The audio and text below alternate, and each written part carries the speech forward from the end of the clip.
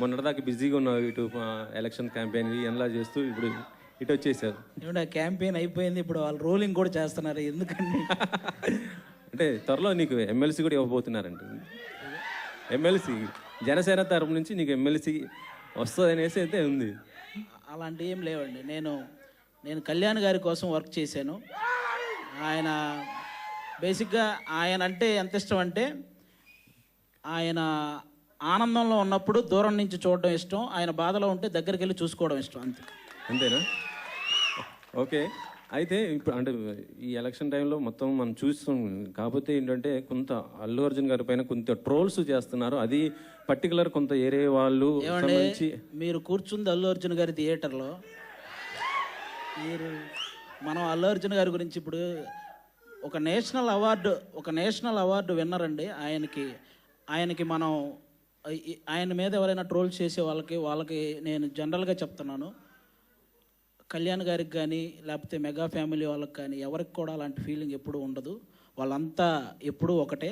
కాబట్టి ఒక national award సాధించినటువంటి అల్లు అర్జున్ గారిని అలా కొంతమంది వాంటెడ్గా ట్రోల్ చేయటం కానీ, ఇలా కొన్ని తమ్మునేల్స్ పెట్టడం కానీ, ఇలాంటివి ఇక్కడి నుంచైనా ఆపేయాలని మనస్ఫూర్తిగా కోరుకుంటున్నానండి. అంతే, ఇంకా అంతకు. Okay okay.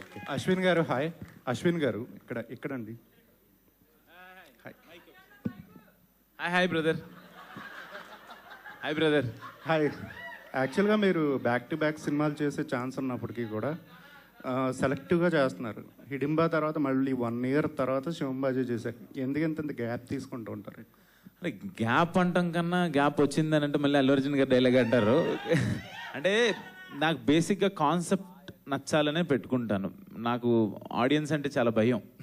వాళ్ళు ఏమంటారా, అంటే రిసీవ్ చేసుకుంటారా లేదా అనేది. అంటే మనల్ని అంటే ఇతని సినిమా బాగుంటుంది, భలే కాన్సెప్ట్స్ ఎంచుకుంటారు అనే మాట తెచ్చుకోవాలని చెప్పి నేను పర్టికులర్గా కాన్సెప్చువల్ మూవీస్ కోసం, ఆ స్క్రిప్ట్స్ కోసం వెతుక్కుంటూ ఉంటా. దొరికితే వెంటనే చేసేస్తా, లేకపోతే కొంచెం లేట్ అవుతుంది. బట్ ఈ మాట నేను ఇప్పుడు అన్నందుకన్నా మీరు ఈ సినిమాలో చూసిన తర్వాత ఆ కాన్సెప్ట్ ఉంటుంది. మీరు డెఫినెట్గా మీరు అందరు నన్ను బ్లెస్ చేస్తారని నేను గట్టిగా నమ్ముతున్నాను. All the best. Thank you. Digangana గారు.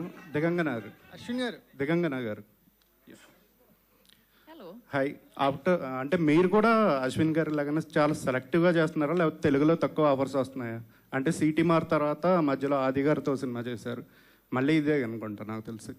So selective, yeah, but I also think that there's something called destiny of a film and destiny of being in that film.